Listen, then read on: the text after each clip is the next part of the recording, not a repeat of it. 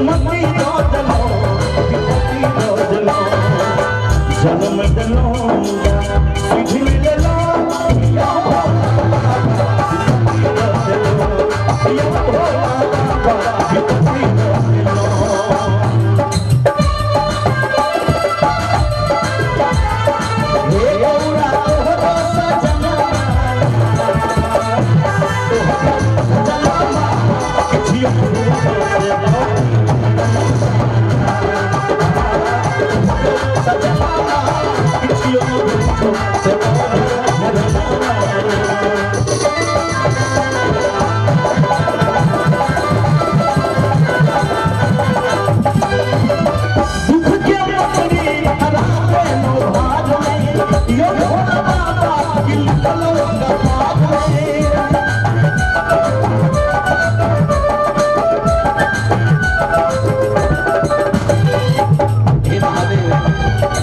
महादेव से भक्त कही छठी हे देव देव महादेव दुख के अपनी भला से नो भाव यो भोला बाबा की लिखलो कमाल हेलो दरिद्र हम संपत्ति नहीं दिलो विपत्ति दो दिलो जन्म दिलो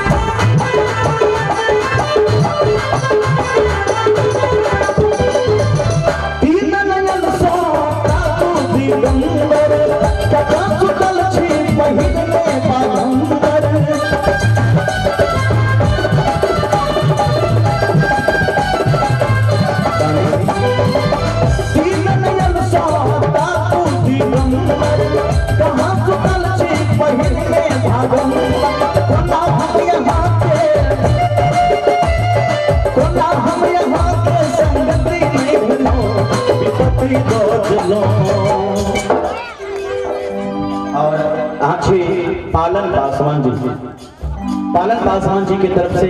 शानदार 201 रुपया के पुरस्कार हम समस्त कलाकार बहुत बहुत अहाँ के धन्यवाद दै छी और घर विधि में अहाँ के लक्ष्मी के वास होय महादेव सदा कल्याण करे बाल बच्चा सदा आनंद रहत अछि तीन नयन सो ताकू दिगंबर कहाँ सुतल छी पहिरने बाघंबर कोना हम यहाँ के हे बाबा हे महादेव कोना हम यहाँ के संगति भोगलो विपत्ति दो जलो जन्म दिलो सिद्धि मिललो या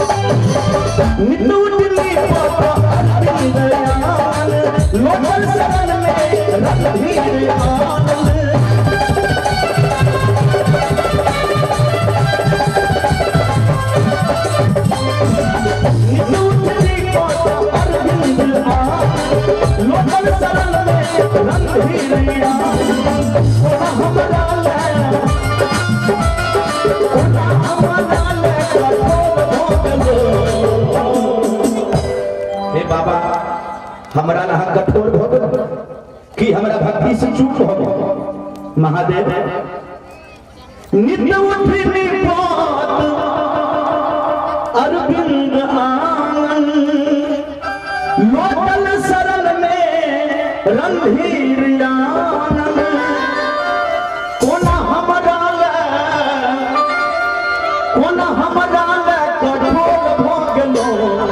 विपत्ति दो दिलो जन्म दिलो सुन लो यो